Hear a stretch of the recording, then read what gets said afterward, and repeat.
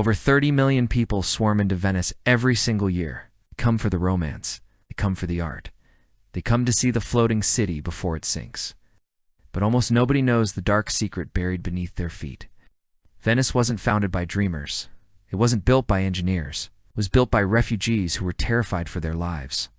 They didn't choose this place because it was beautiful. They chose it because it was a wasteland, a muddy, mosquito-infested swamp that nobody else wanted. And that desperate choice made 1,600 years ago didn't just create a city, it created the most impossible empire in human history. Here's the story the guidebooks won't tell you. Today, Venice is the playground of the elite. Its art auction houses dictate global tastes. Its film festival rolls out the red carpet for Hollywood's royalty. A single apartment here costs more than a castle in the countryside. It is the ultimate symbol of culture, wealth, and prestige. But look closer and you find a puzzle that doesn't make sense. Venice has no land to farm. It has no fresh water sources, has no forests for timber, no mines for metal, and until 150 years ago, it didn't even have a bridge connecting it to the rest of the world. By all the laws of civilization, Venice should not exist. It should be a fishing village, a forgotten outpost in a swamp. Yet, for 1,000 years, this tiny island crushed rivals 10 times its size. It humbled the Pope. It conquered Constantinople. It invented modern capitalism, while the rest of Europe was still trading goats for grain. How? How does a city with nothing end up owning everything? The answer isn't in the palaces you see today. It's in the mud they're standing on. To understand the miracle of Venice, we have to rewind to a moment of pure apocalypse. The year is 452 AD. The Roman Empire is collapsing. And on the horizon, a cloud of dust signals the arrival of the most feared man on earth, Attila the Hun, when Attila's army hit the mainland. The people of northern Italy faced a simple choice: enslavement or death. But a few desperate groups chose a third option. They ran, they packed what they could carry, and fled into the Laguna's shallow, treacherous maze of mudflats and red beds. It was a dead zone. The Huns on their horses couldn't follow them there. The water was too shallow for ships, but too deep for horses. It was a natural fortress, but safety came with a price. There was no solid ground. You couldn't build a house on mud. It would sink. So, the refugees engineered a solution that defies logic. They imported wood, specifically alder trees. They took millions of these tree trunks, sharpened them like pencils, and drove them straight down into the muck. Not 10 feet, not 20 feet, but deep down until they hit a layer of compressed clay.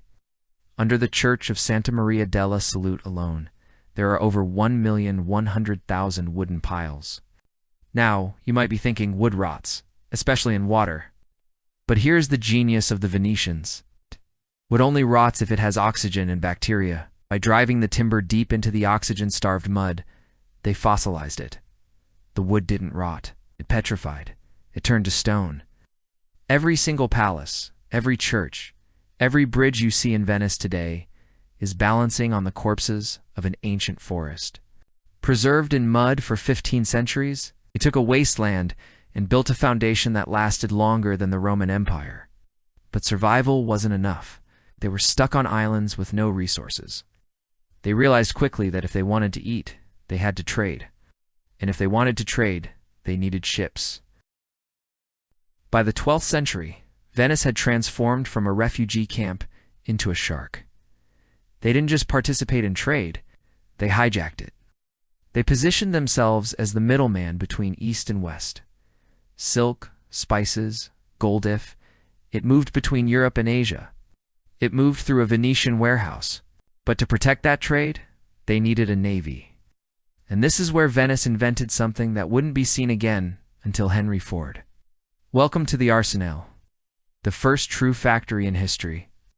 While other kingdoms took months to build a single ship, the Venetians turned shipbuilding into an assembly line. Here's how it worked. A hull would float down a canal inside the factory.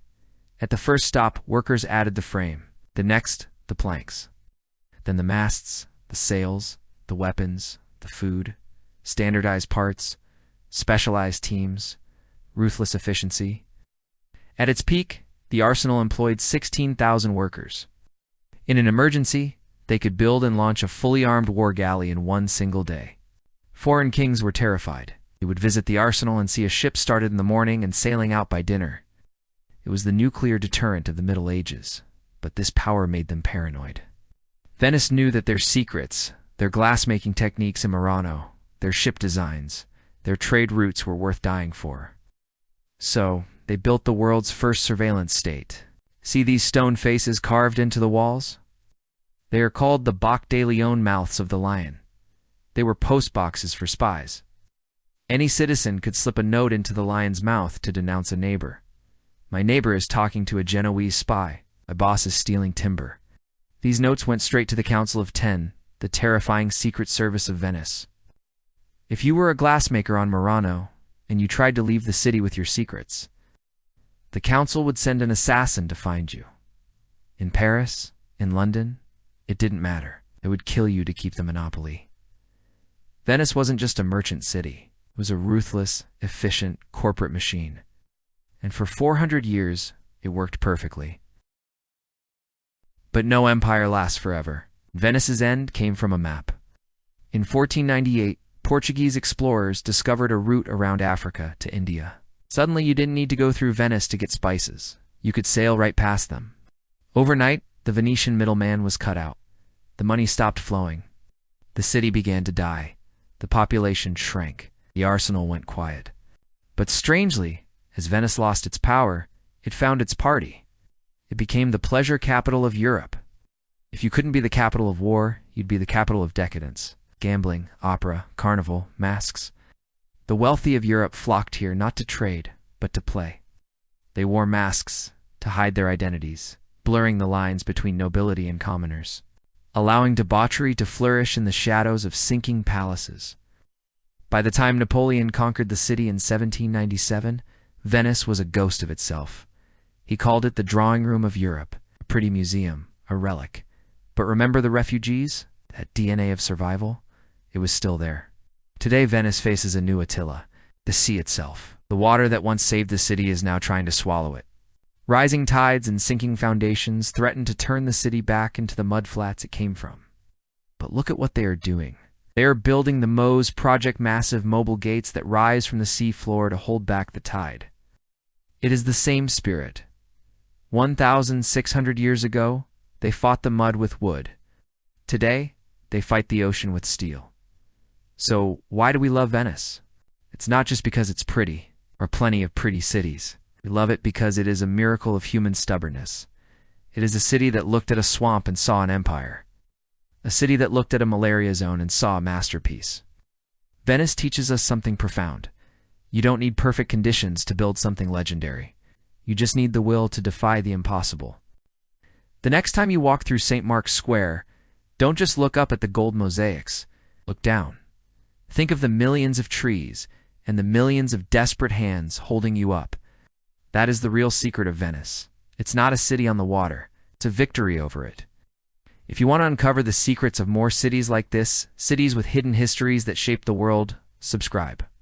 Because every city has a secret. We're going to reveal them all.